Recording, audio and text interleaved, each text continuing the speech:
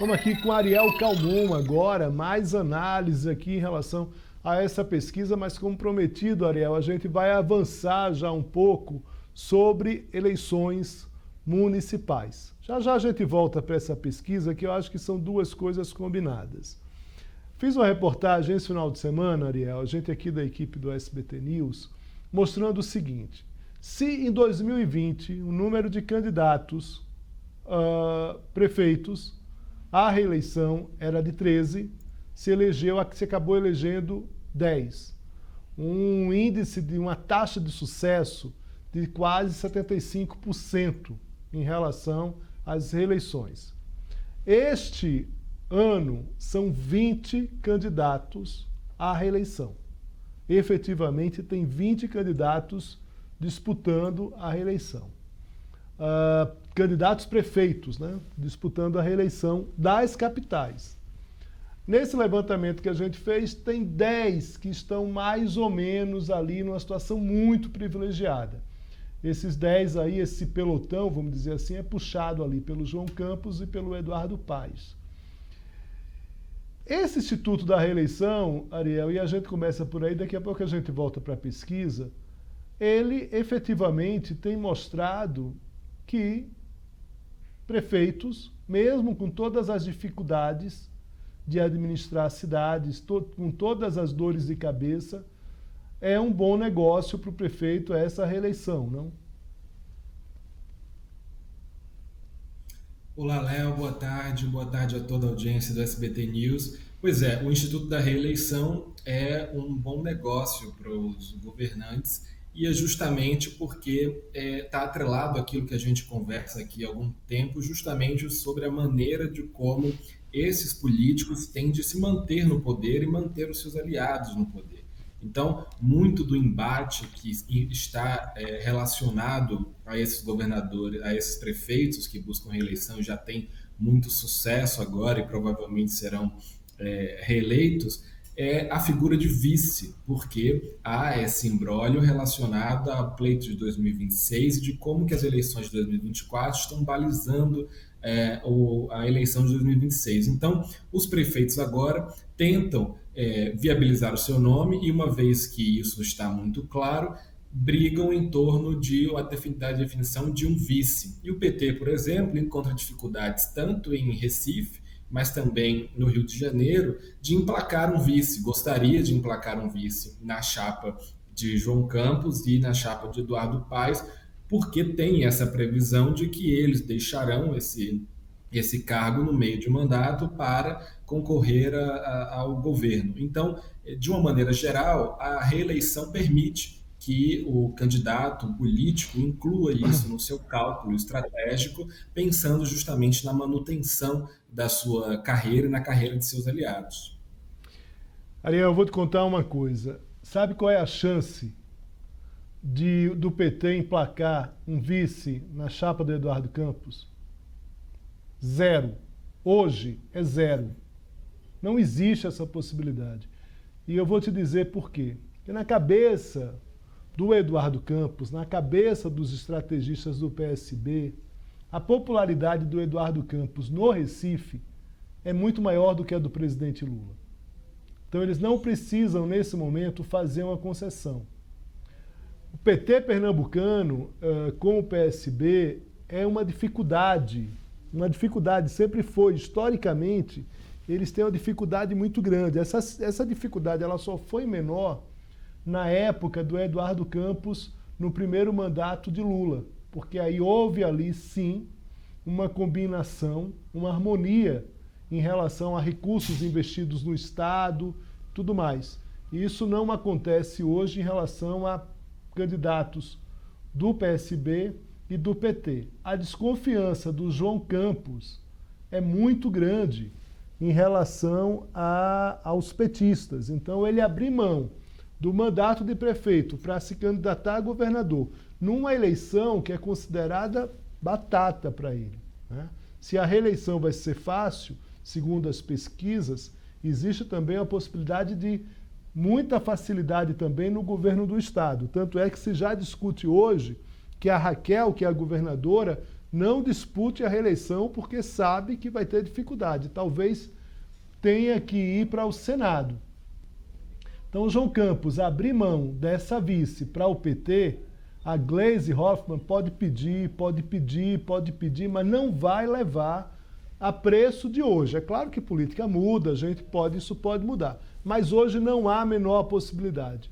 Hoje o candidato do João Campos é um chefe de gabinete dele, que é uma pessoa sem experiência na política, mas que ele é uma pessoa que ele confia e vai acabar colocando ele na vice, deixando o PT de fora dessa chapa, fazendo uma chapa puro sangue em relação ao PSB.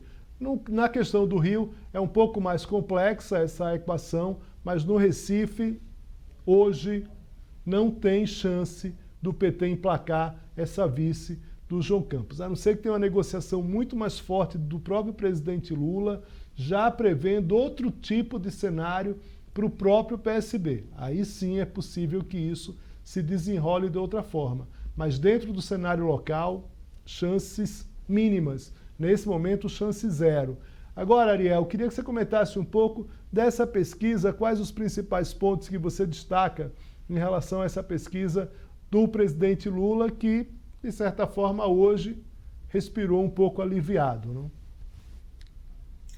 É isso, Léo. A pesquisa é muito positiva para o governo, traz esse cartaz, vai poder usar isso nas publicidades, dizer que está sendo bem avaliado, porque de fato esse resultado está nesse sentido.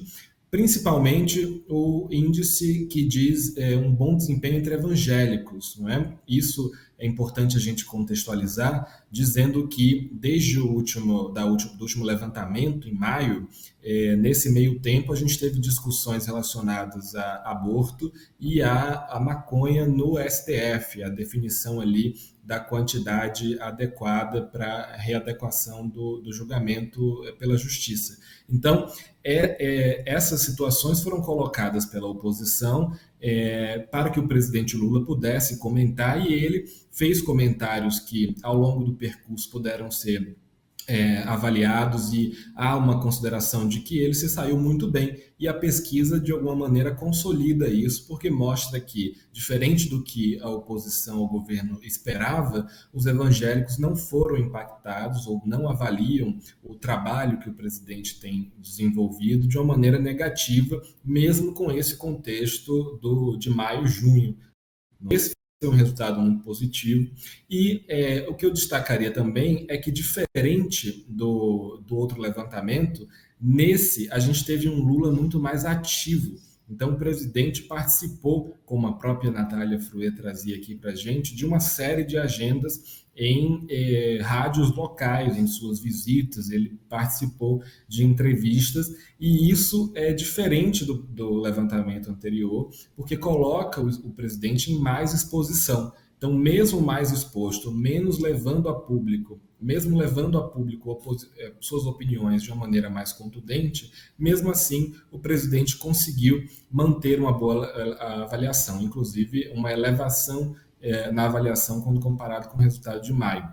Então, isso foi visto de uma maneira muito positiva para o governo e, de alguma maneira, muda a estratégia. Então, o governo, o núcleo palaciano, o núcleo duro, entende que essa estratégia de levar Lula para falar em rádios locais, e isso, a maneira como isso gera um agendamento da pauta que ele coloca no debate público, é justamente o que ele gostaria. Então, o presidente tem essa característica de gostar de agendar o debate público e não ser controlado pelo que a imprensa ou sua oposição de alguma maneira coloca, e ele percebeu que esse resultado foi muito positivo. A própria pesquisa, de alguma forma, ao mudar a sua estratégia, colocar ali a coleta de opinião da população entrevistada sobre a percepção do que o presidente falou, mostra isso, que a partir dessa participação de Lula, a gente teve um retorno positivo e, portanto, um agendamento do presidente no debate público. Então, de uma maneira geral, a gente tem que é um resultado muito bom, embora ainda a gente tem elementos nessa pesquisa que mostram pontos de atenção para o governo. Você sabe, Ariel, que nesse caso, eu estava conversando com a Natália Frui aqui um pouco antes, nesse caso do Rio Grande do Sul, tem uma volta, tem uma queda no Rio Grande do Sul, algo que preocupa claramente. No Rio Grande do Sul não, na região sul. Né? A gente não está falando só do Rio Grande do Sul, a gente também está falando dos outros estados da região sul. A gente sabe enfim, do distanciamento, né? Talvez na falta de uma palavra melhor, de eleitores do Sul com o projeto de Lula, com o projeto do PT. Né? Muito claramente, isso não é de hoje, isso já vem acontecendo muito fortemente, principalmente no Paraná e em Santa Catarina. No Rio Grande do Sul também, né? E de alguma forma, nas conversas, eu conversando antes aqui com o Ariel, nas conversas eu disse, olha, vou tentar apurar aqui o que é que o Palácio tem para explicar em relação a essa queda no Rio Grande do Sul. Eles acham que o que aconteceu no Rio Grande do Sul é o seguinte, quando veio a tragédia no Rio Grande do Sul, o governo se esforçou, se fez presente e quebrou um pouco esse distanciamento do eleitor do Rio Grande do Sul com o governo do presidente Lula, com o PT, de uma forma geral. Mas se quebrou essa resistência, mas numa expectativa de entrega. Então, se essa entrega não aparece, não é visível, existe aí uma volta a essa resistência. Essa resistência ela volta a acontecer. No caso do Campos Neto, tem uma coisa curiosa. O Palácio do Planalto mediu pouco, efetivamente, o discurso do Lula. Como diríamos na aviação, como se diz na aviação, o presidente Lula fez voo solo e sem instrumentos em relação a esse ataque de Campos Neto. Porque minha pergunta para esses estrategistas do Planalto foi o seguinte, se as pesquisas de vocês mostravam que, e essa da Quest confirma, que a população reconhece o discurso do Lula contra o Campos Neto, contra os juros efetivo, por que o presidente Lula recuou na semana passada em relação aos ataques, em relação ao Campos Neto? Né? E aí era a principal questão que a gente precisava saber.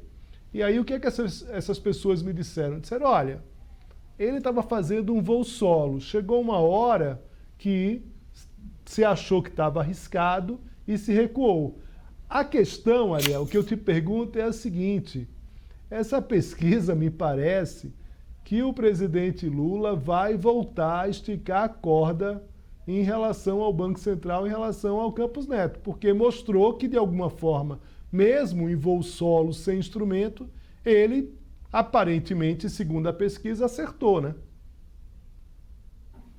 Pois é exatamente isso. Eu lembro que na semana passada, Léo, a gente comentava aqui justamente sobre essa percepção do presidente de que há um ponto a ser trabalhado nessa questão. E a pesquisa mostra justamente isso. A população entende o que o presidente Lula fala e, de alguma maneira, concorda, né? Quando a pesquisa pergunta se os entrevistados concordam com a posição de Lula de que deve criticar mais o mercado e defender mais o povo, então há essa concordância de 66% ali dos entrevistados. E essa é uma avaliação que, de alguma maneira, eu entendo que não contradiz com outro levantamento que a própria pesquisa traz, que é a percepção de que o trabalho de Roberto Campos Neto no Banco Central é um trabalho técnico. Então, eu entendo que as duas coisas podem caminhar em conjunto. Há um trabalho técnico de Roberto Campos Neto e, ao mesmo tempo, uma percepção da população de que o presidente tem margem para criticar esse trabalho. Então,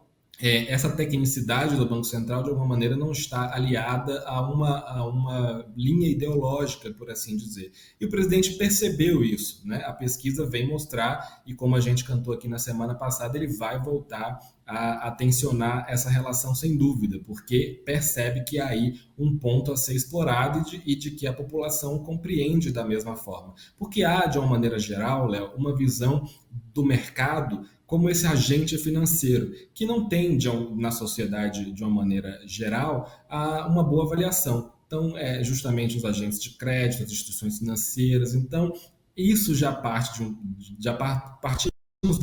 Então, Quando o governo recebe essa pesquisa e comprova que esse discurso está bem avaliado, sem dúvida isso vai caminhar, trilhar um caminho aí para que o presidente volte a criticar Roberto Campos Neto, o Banco Central, e fazer aí os seus equilíbrios, né? Porque de alguma forma, e eu acho que a fonte no Palácio do Planalto tenta nos dizer isso, é que foi preciso um equilíbrio, né? O presidente estava nesse voo solo, fazendo críticas ao Banco Central, e precisou equilibrar o seu discurso, porque de alguma forma há um impacto prático, que é o aumento do dólar e como isso se expressa na vida cotidiana das pessoas.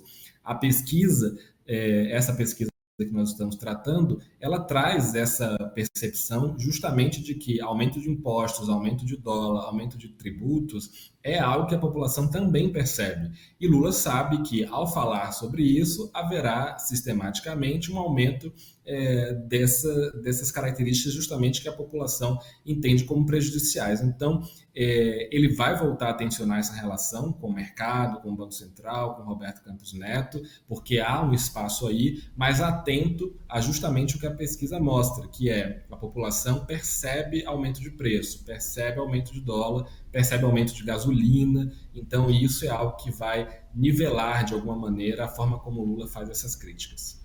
Ariel Calmon, muito obrigado aqui pela presença. Até a próxima semana. Forte abraço para você. Ainda boa noite não, Ariel, faltam 4 minutos ainda, Ariel, para virar. Boa noite e ainda boa tarde. Forte abraço, Ariel Calmon. Muito simpático sempre, com informação, é isso que importa. Bom trabalho. Abraço, Léo. Abraço a toda a audiência. Até semana que vem.